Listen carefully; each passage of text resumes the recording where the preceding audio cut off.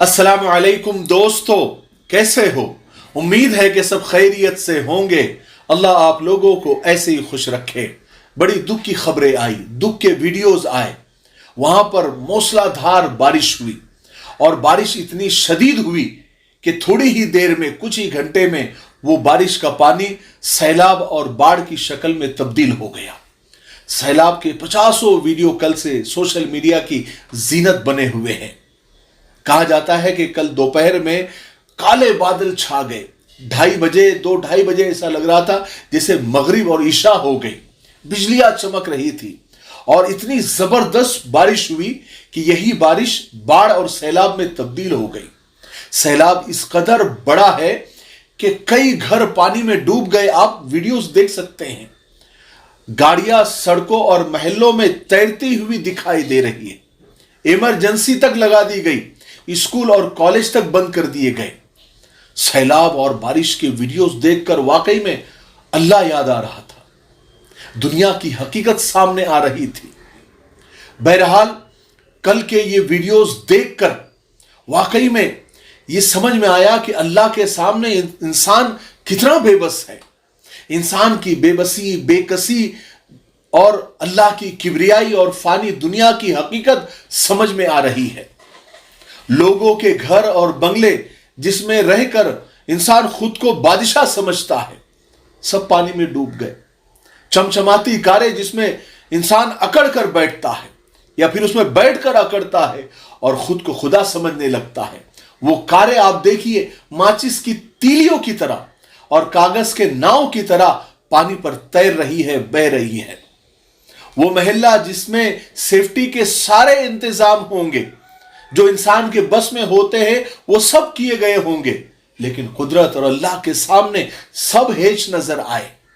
आप देख सकते हैं कल तक जो इंसान जमीन पर अकड़ के चल रहा था, आज जरा से सैलाब में घर में डूब के बैठा है। वो सड़कें जिसकी तारीफ हम करते नहीं थकते, वो सड़कें पानी की वजह से कहीं नजर तक नहीं आ रही है।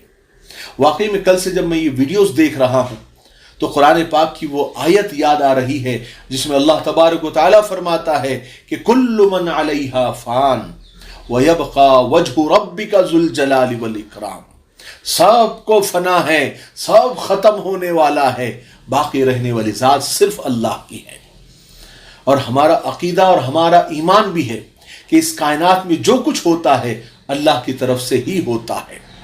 बहुत सारे लोग इस सैलाब को फितरी और नेचुरल भी कह रहे हैं। हमारे साइंसदान और माहिरीन इसके ज़ाहिरी असबाब की निशानदही भी करते हैं और हमें भी उनकी बातों से इनकार भी नहीं है। असबाब के दर्जे में हम हर माकूल बात को बिल्कुल तस्लीम करते हैं, कबूल करते हैं, लेकिन हमारे लिए जो पैमाना है वो कुरान और सुन्नत है, कुरान और हदीस है। हमें तो वैसे हर हादसे से कुछ ना कुछ सीखना चाहिए, बल्कि ये कहा जाए कि हर हादसा हमें कुछ ना कुछ सिखाता है, कुछ ना कुछ सबक देता है। हमें हर मामले में कुरान और हदीस में क्या फरमाया गया है वो देखना है। और जब भी ऐसे हादसात होते हैं, जलजले आते हैं, सैलाब आते हैं, और जब हम कुरान करीम में देखते हैं तो कुरान करीम में पिछली कौमों पर आने वाली आफतों, जलजलों, आंधियों, तूफानों, वबाओं और सैलाबों का जिक्र अल्लाह की नाराजगी के तौर पर किया गया है। आने वाले जो सैलाब है वो अजाब है या आजमाइश है या और कुछ है, ये कहने के लिए, ये डिसाइड करने के लिए हम इतने बड़े नहीं हुए हैं। ये अल्लाह का काम है, अल्लाह पे छोड़ दो। हम उसके बारे में कुछ नहीं कह सकते। हमें तो सिर्फ उनके लिए दुआएं करनी चाहिए। बहुत सारे लोग जरा सा कुछ मसला कहीं हो जाता है, कहीं जलजला आ जाता है, कहीं भूकंप आ जाता है या कहीं पर कुछ तूफान आ जाता है, तो लोग फौरन कह देते ये अल्लाह का अजाब है, ये अल्लाह का अजाब है। ऐसा नहीं कहना चाहिए। वो अल्लाह का काम है, अल्लाह पे छोड़ दो। हमें तो उनकी मदद करनी चाहिए जहां भी ऐसी आफतें आती है और उनके लिए दुआएं करनी चाहिए। और हमें ऐसे हादसा से सीखना चाहिए, फतवे लगाना नहीं चाहिए। लेकिन कभी कभी ऐसे जो आफतें आती है, ऐसी मुसीबतें आती हैं, ऐसे सैलाब आते हैं, अल्लाह ताला इंसानों को ये बताने के लिए भी ऐसे आफात भेजता है کہ انسان اللہ کی طرف لوٹ آئے، اپنی بے بسی، اپنی بے کسی، اپنی کمزوری، اپنی مجبوری کو سمجھے اور اللہ سے اپنے گناہوں کی استغفار کرے، اپنے گناہوں سے توبہ کرے۔ اور جب ہم حدیثیں پڑھتے ہیں تو اور معلوم کرنے کی کوشش کرتے ہیں کہ یہ آفتیں اور بلائیں کیوں آتی ہے، تو فرماتے ہیں، حضرت حذیفہ رضی اللہ عنہ سے روایت ہے، ایک حدیث پاک کا مفہوم ہے کہ حضور پاک صلی اللہ علیہ وسلم نے فرمایا کہ خدا کی قسم تم امر بالمعروف اور نہی عن المنکر کرتے رہو، یعنی نیکی کا حکم کرتے رہو اور برائیوں سے روکتے رہو اور رکتے رہو، یعنی خود بھی عمل کرو اور یہ فریضہ تم انجام دیتے رہو، ورنہ تم پر اللہ کی طرف سے عذاب آئے گا۔ پھر ایسا وقت آ جائے گا کہ تم دعائیں مانگو گے اور تمہاری دعائیں قبول نہیں ہوگی۔ حلال اور آسان طریقے پر پیسہ کمائیں، سبھی حضرات اس کو کر سکتے ہیں، چاہے جاب ورکر ہوں، اسٹوڈنٹ ہوں، گرلس ہوں یا ہاؤس وائف ہوں۔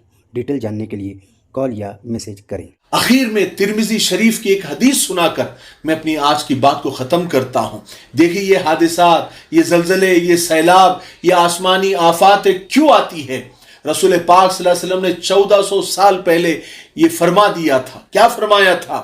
کہ جب غنیمت کے مال کو ہاتھوں ہاتھ لوٹا جانے لگے گا اور امانت کو غنیمت سمجھ لیا جائے گا، یعنی امانت کو اپنا مال سمجھ لیا جائے گا اور زکوٰۃ کو بوجھ سمجھا جانے لگے گا اور علم حاصل کرنے میں دین کو پیچھے ڈال دیا جائے گا، میاں اپنی بیوی کا فرما بردار بن جائے گا اور بیٹا باپ سے دور اور دوست سے قریب ہو جائے گا، مسجد میں شور و غل ہونے لگے گا اور تمہارا سردار فاسق اور گنہگار شخص ہوگا اور تمہاری قوم کا لیڈر ذلیل شخص ہوگا اور کسی کی عزت اس کے شر سے بچنے کے لیے کی جانے لگے گی، ناچ گانا عام ہوگا، شرابیں کھلے عام پی جانے لگے گی اور آج کے لوگ پہلے کے لوگوں کو برا بھلا کہنے لگیں گے۔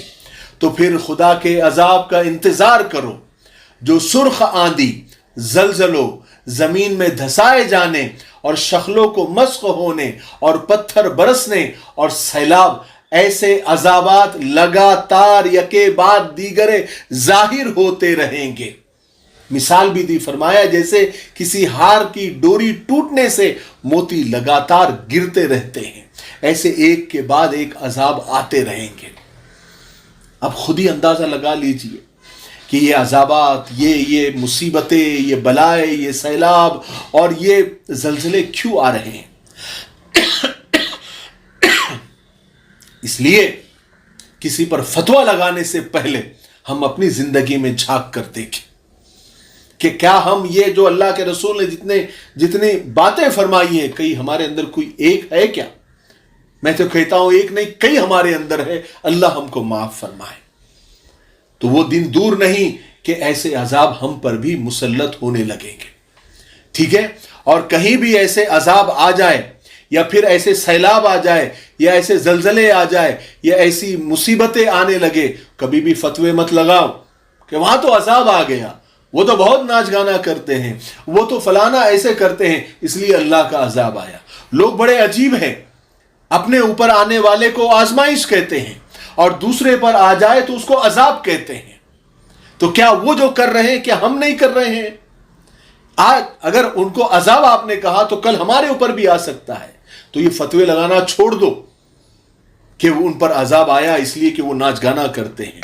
ارے ان کی گناہوں کی سزا اللہ ان کو دنیا میں دے یا آخرت میں دے، ان کی نیکیوں کی جزا ان کو دنیا میں دے یا آخرت میں دے، ہمارا اس میں عمل دخل نہیں ہے۔ یہ اللہ اور بندے کے درمیان کا معاملہ ہے۔ اللہ نے ہم کو صرف ہمارا ذمہ دار بنایا ہے کہ اپنے آپ کو درست کرو، اپنے آپ کو صحیح کرو، دوسروں پر فتوے لگانا چھوڑ دو۔ میں کئی سارے ویڈیوز دیکھ رہا تھا کہ لوگوں نے کہا کہ دیکھو میں ناچ گانا ہو رہا ہے، شراب بک رہی ہے، اس لیے اللہ کا عذاب آیا۔ ارے وہ آیا ہوگا، جو بھی آیا ہوگا، ہمیں تھوڑی حق ہے اس پر فتویٰ لگانے کا۔ ہمیں تو صرف اپنے اندر جھانک کر دیکھنا ہے کہ ہم کتنے دودھ سے دھلے ہوئے ہیں، کیا ہم بھی انہی کے راستے پر تو نہیں چل رہے ہیں جس پر اللہ کا عذاب آنے والا ہے۔ بس ہم اسی کے ذمہ دار ہیں۔ مجھے امید ہے کہ آج کی ویڈیو سے بہت کچھ سیکھنے کو ملا ہوگا۔ تب تک میرے لیے، پوری امت کے لیے، پوری انسانیت، پوری مانوتا کے لیے اور ہمارے پیارے ملک بھارت کے لیے، یہاں کی امن شانتی، ترقی، انتی کے لیے خوب دعائیں کرتے رہے۔